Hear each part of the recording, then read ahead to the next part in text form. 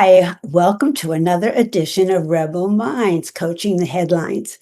And today, with Teresa here as my partner, um, we have both coincidentally recently moved. Teresa is in her new place, me not so much, but we have been talking about what an abrupt sense of discomfort and disturbance this happens when you move. You hear people moving all the time, and then I don't know about you, Teresa, but when it happened to me, um, it's been very hard. It's been something called relocation depression is exactly what I feel like. Yeah. Well, I resisted it. So even during the entire process, I denied and resisted that I had to move. Mm, Right. And I say had to move, like they were knocking on the door, throwing my stuff in the street. But it- the circumstances and the reality of my life was that it was beneficial for me to move, but I mm, didn't want to move right. at this particular time to this particular place. And so I made it worse for myself. Mm, Right? I didn't embrace the fact that this was happening and this was part of my life journey. I was pissed off about it the entire time. And that made it so much worse. yeah, I can identify with that because I don't know how my husband's put up with this, but um, irritable, angry, again, my choice. Yeah. Um, you know, I had moments of regret, but then I would think this was my choice. So it does, but that doesn't minimize it. As you just said, it doesn't minimize the fact that the thing I'm doing this for is something that is part of what I decided to do. Yeah. Um, Relocating for one's health or their family, logically, y- almost like, why should there be a problem? You chose to do this, but it goes beyond that. You're letting go of so many things, whether you are in a house for 30 years, or I don't know how long you've been in your former residence, but you've collected things, you've made it your things are comfortable, you have your favorite corners. And for me, I was hanging on to like these antiques and things that are never going to work in an apartment. So I was reading something, and um, it said, "What matters now? Mm. What matters now?" So that has really helped me think of it, not what gives me joy, because gives me joy would be bringing my house down to the new place, but that's not going to happen. Um, what matters now? Who are you now? The days of collecting antiques are way behind me. Did Right. did I love doing it? Absolutely. Um, it's been very hard. I mean, I was hanging on to the last 2 pieces, and my husband was just like, "Oh, what is she gonna do with these things?" Ripping them from your hands. Yes, like the one that a chaise lounge that's huge and a big giant cupboard. So I was like, and finally, when I started asking myself that question, "Who are you now? And what matters now?" The reason I'm moving is to be closer to my daughter, my only child, and my grandson, my only grandson.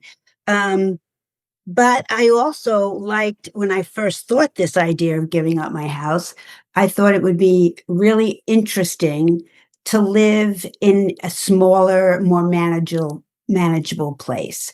Yeah. But instead, what hit me was I felt like I was in my upper middle class neighborhood with my nice house that we renovated, and moving to this apartment that's like, nothing special. Finally, my sister said to me, "It's temporary." And I love that line from Moonstruck when Olivia Dukakis says, "Everything is temporary." Yeah. So that's helped me along the way.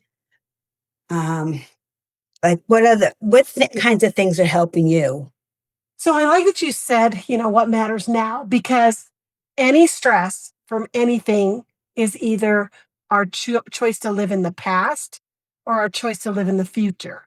Mm, because literally, unless your hair is on fire in this moment, you don't have a problem, mm, right? mhm. And Right. so, um, at this point, giving equal time to both sides. I would love to say that I can put aside all the negative and stay in the positive. That's how I like to operate. But when there's something this big, I Yeah. insist on equal time, Yeah. right? So Right. if I'm going to recognize and realize what I've lost, I also have to recognize and realize what I've gained. Because here's what I know, Mercy. Things happen for me for a reason, and I don't always understand why, and it's Mm. never the reason that I think it Think is. it is. Yes, and so I knew I needed to leave that place before I knew I needed to leave that place Mhm, because I needed something else. mhm. Was it this? I don't think so, but this was on the way to it. Yeah. And so sometimes when I'm really quiet and open, I can accept that Mhm, this learning that's happening right now is mhm. critical for me to be in a even better situation than I was. Yeah. That's how I always think. I'm a forward moving person. And when you're forward moving, it means change. Yes. Yes. And It so, does. yeah, I have to stay in that place, and I'm getting better and better at it, recognizing the really great things. I'm in a smaller place, so much easier to clean, right? And there's no yard here. It is temporary for me, but it's going to give me the opportunity to evaluate what I did have before that I thought I wanted, that I didn't want, Yeah. and maybe Yeah. what else I do want. And so there's so much learning to be done right here that Mhm. that you have to take a moment and get quiet and be there Yeah. and mourn the loss if you need Yes. to. Yes. But visualize an even more magnificent future. Mm. Yeah, there is a grieving. There Mhm. is a sadness. You're right. It's all a part of transitioning to something else, even if you don't know what completely what that looks like. Yeah. I think, there are real trade-offs, and some of them are good and some of them aren't, necessarily what you ideally want. So Right. looking at it for me that this is temporary, I'm in a transitional phase. It takes the sting out of it a little bit. Like this isn't forever. And that's where I was initially. Like, I don't like this apartment that I'm moving into. Oh my God, this is going to be forever. I'm going to, all I could imagine was a friend of my husband's. I visited their parents, his parents in Queens, and they had this little apartment filled with stuff. Because they moved from some house into this apartment, Yeah. and all I could think about it was this is aging. So for Mhm. me too, there's a bigger thing. It hangs under the umbrella of aging that are changing, and things were filled with possibilities now feel like they're not there anymore. Right. And to me, that's the very definition of depression. There's no hope or joy in the possibilities of things. Um, and I've always lived for the possibilities. Like if I changed a job or whatever, I always thought, well, I don't know, this is going to be great. I don't know what's going to happen.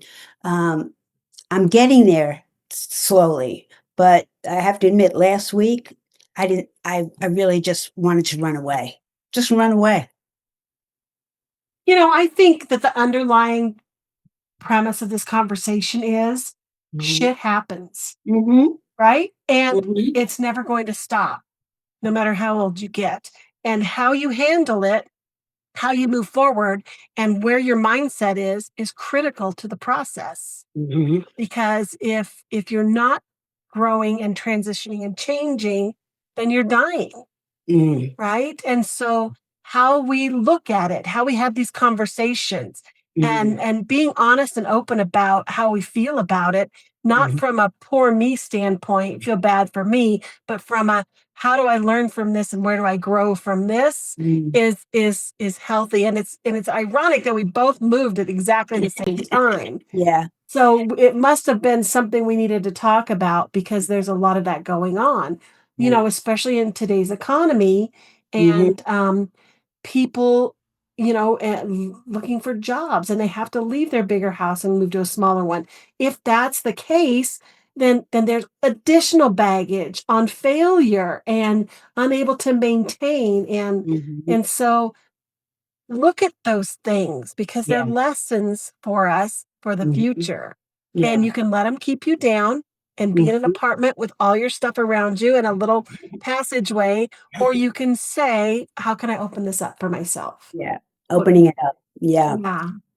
That's the thing.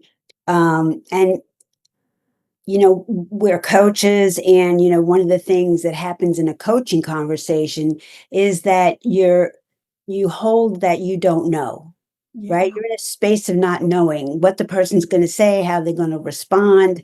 And I'm really comfortable that because it's my little container. So, but when I'm in a whole world of not knowing, you know, um, so that for me is another aspect of it. Like, Well, um, and you say that, that just sparks something for me. So when it's in a whole world of not knowing, it's also in a whole world of new possibilities. mhm, So the fact that you can't see them is actually a beautiful thing because mm, they're brand spanking new and sparkly. yeah, And so when it gets big, that means there's bigger to find. yeah, hopefully. Yeah. Yeah, I know. I It's mean, like, that's been my experience in life. yeah. So, And I look at all the changes I've made before, and that I don't have any regrets, you know? Mhm. One of my sisters said, "Well, you can always turn back." And I'm like, "Why?" Well, there's not enough reason to turn back. Um, just because I'm uncomfortable and I'm, set in my ways and worried about, someplace new. And what matters now, I'll come back to that. Um, I spent the last weekend with my daughter and her husband and my grandson, and that's what matters to me. It reminded me that this is it. I mean, if you want to know what's is significant for you in aging, and I'm asking myself that question all the time. What's significant for me is family and relationships and experiences, even some I haven't had yet, experiences. This is an experience. And and yeah, you have to let go of the antiques to get that. yes, You had to exactly. let go of the antiques to get that, and it's so true. You Mhm. know, yeah, I have a big dream of where I wanna move to and where I wanna live, and I don't yet have the resources to do that. Right. So I had to get out of the comfortable place that I was into a less comfortable place so that I start to find the resources to be where I wanna be. Because if Yes. I'm just comfortable enough, I'm not Mm, gonna move. no. No, and I somebody sent me, I forgot it's some doctor's name, and he was talking about the law of attraction and how it really works, and he said you have to, write down as if it's happening Yeah, and then feel it as you're writing it, then say it out loud. And so I started doing that because my dream is I live at the beach. yeah, And my friend, I was talking with her at the beach 2 weeks ago. It's now winter, but 2 weeks ago we were at the beach, and she said, what what is your passion? What is it that makes you get up in the morning? And I said, other than my family, I don't feel too much of anything. It's not like I just have this kind of flat feeling. But when I think about, um, I don't know what it's going to look like. Okay. I want to live at the beach. I don't know what it looks like. I don't know what beach it is. I don't know if it's for 6 months of the year, whatever it is, that's what I envision.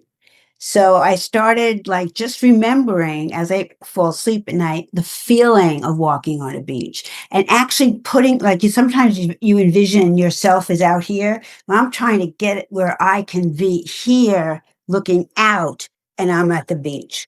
as if you're the camera almost. Yes, Yes, instead. as if you're walking out your front door, Mhm. there's the water, you walk yes, that's exactly it, Yeah. and you feel it inside because, your body doesn't know whether it's real or not. It No. experiences all of that but Yeah. but we lose sight of that because of the tangible stuff right in front of us. And so, Yes, yes. taking time to just do that is incredibly powerful. And honestly, that probably has you where you are now, right? Mhm. This is a stepping stone to getting there. Yep, We think that the law of exactly. attraction is I want it, I desire it, and I think about it enough, and it will fall from the sky in my lap. That's not how it happens. It starts the journey, it begins the journey. And it's not all pretty and it's not all fun, and it definitely is not easy, but Mm-mm. that's the job. Yeah. That's the job. Yeah, I mean, what is the alternative, You sit in right? a little apartment with all of your stuff. No, not That's en it, right? not enough, right, but Right? like you No, said, not for me either. yeah, and that's I again, having something envisioning, like you said, when I have the resources, I know what kinda way I wanna live, and I'm on my way there. So you're Yep. making decisions based on a future vision, which is, keeping you, moving forward instead of sitting in yesterday. Well, and realistically, don't you just wanna feel good? Living at the beach would make you feel good. So if you just Absolutely. decide to feel good anyway, you're Yeah, kind of accomplishing the goal there, yeah, exactly. That's and a that's what great point. creates it. Yeah, that's a great Yeah. point. Well, there's a ton of studies out there and statistics about, this relocation depression. A lot of the things they recommend is to take care of yourself, hang on to some routines like trying to eat healthy and moving and, your body. Because your life is disrupted. I Mhm. noticed that I used to do yoga every day and I'm like, I lost it because I was packing every day. And so I'm looking forward to, taking those little micro recovery steps, I call them. They're There like, you okay, go. I want to take care of myself. I can't just like, you know, I can't replicate what I had because things changed. It's like when people say, I used to be able to do that. My first question is, what changed? Well, something changed. Now I can reevaluate what it is that I need to do in order to, take care of myself during this time. Yeah. That's, I think people forget to take care of themselves. Well, and another thing is, look for support with friends and family, Hmm. right? I tend to be an island when I do something like Me this. too. Me I too. don't reach out, and there are people who are more than willing to help. I couldn't have made this move without my son and my best friend and her husband. They did Mhm. a lot of the literal and physical heavy lifting Yeah. on this. And so, Yeah. you know, that that saved me and it brought me closer to them and it developed Mhm. a fresh relationship. And so, yeah, if you're trying Yeah. to do it in a silo, then you're going to struggle a lot more. Yeah. No, I'm like you, I wasn't reaching out and I tend to not do that till I get to the other side. Right. But I did talk to one sister and that helped me, and then I talked to a friend. And I'm not, if this lingers a little more, I would seek like maybe counseling or a coach. Yeah, I'll see how it goes. Yeah. Yeah. Yeah. Because just to be able to talk through it and find another even just this right here, Oh, I could feel the absolutely. tension releasing a little bit. Yes, exactly. Yeah. It is very amusing that we both went through this at the same time. It's Well, crazy. we have to make a podcast about it. There you go. This is our Okay. headline. Might All not be yours, but this is our headline. exactly, exactly. Okay, another one in the podcast can, and we'll see you again soon.